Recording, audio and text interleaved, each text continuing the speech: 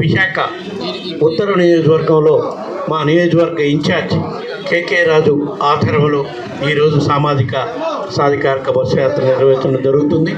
ఈ నియోజకవర్గంలో గత 4 సంవత్సరాల 8 నెలల నుంచి ఏ విధంగా అభివృద్ధి కార్యక్రమాలు చేశాము, ఏ విధంగా సంక్షేమ పథకాలు అమలు చేశాము, అర్హులైన వాళ్ళందరికీ ఏ విధంగా వాళ్ళ ఇళ్ళకి చేరే విధంగా సంక్షేమ పథకాలు అమలు చేయటమే కాకుండా విద్యా వైద్య రంగాల వల్ల ఇంటికే వైద్యాన్ని వాళ్ళ ఇంటి ముందుకే తీసుకెళ్లే విధంగా ఏ విధంగా చేశాము అవన్నీ కూడా మా నియోజకవర్గ ఇన్ఛార్జ్ కేకే రాజు గారు మీకు వివరంగా వివరిస్తారు.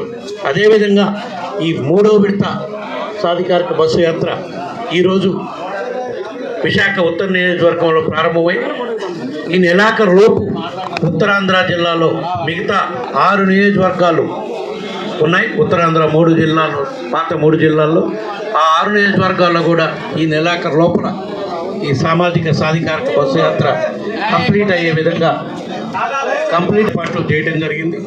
ఈరోజు ఇక్కడ సాధికారిక బస్సు యాత్ర అయిపోయినాక ఈ నెల 20వ తారీఖు కానీ 21 కానీ ఆ డేట్ కొంచెం పెండింగ్ ఉంది. పాయకరాపేట నియోజకవర్గంలో, అనకాపల్లి జిల్లా పాయకరాపేట నియోజకవర్గంలో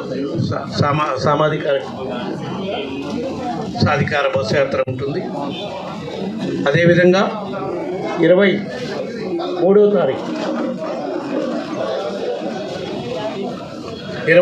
తారీఖు శ్రీకాకుళం నియోజకవర్గం,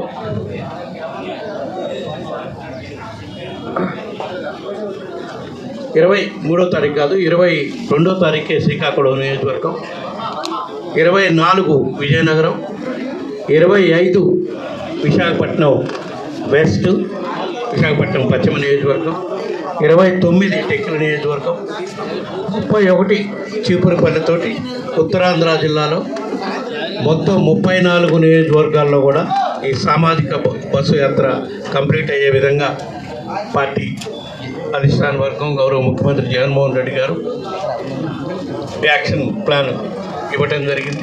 మహనీయులు ఈ దేశంలో సమసమాజాన్ని స్థాపించాలి, ఈ దేశంలో తాడిత పీడిత వెనకబడిన వర్గాల వారు అన్ని రంగాల్లోనూ కూడా అభ్యున్నతి సాధించి ప్రగతి పథంలో పయనించాలని, అదేవిధంగా డాక్టర్ బాబాసాహెబ్ బిఆర్ అంబేద్కర్ గారు రూపొందించిన రాజ్యాంగంలో పొందుపరిచిన అంశాలలో వెనుకబడిన వర్గాల వారి యొక్క అభివృద్ధి, రాజ్యాధికారం, అదేవిధంగా ఆర్థిక అసమానతలను పాలద్రోలి రాజకీయ ప్రాతినిధ్యం కానీ సామాజికంగా అభివృద్ధి అందరూ కూడా అభివృద్ధి చెందాలని వారు తాపత్రయపడి ఆలోచన చేయడం జరిగింది.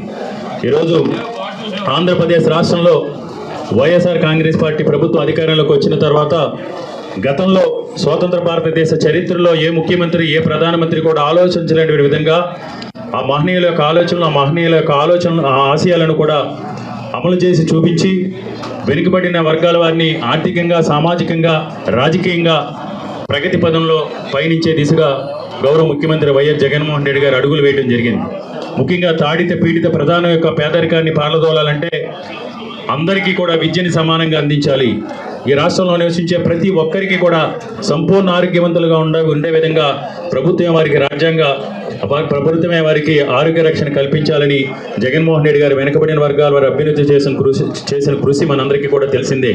ఈ 4.5 సంవత్సరాల్లో ఈ రాష్ట్రానికి జగన్మోహన్ రెడ్డి ఆధ్వర్యంలో వెనుకబడిన వర్గాల వారికి జరిగిన మంచి గురించి ప్రతి ఒక్కరికి కూడా తెలియజేయాలి.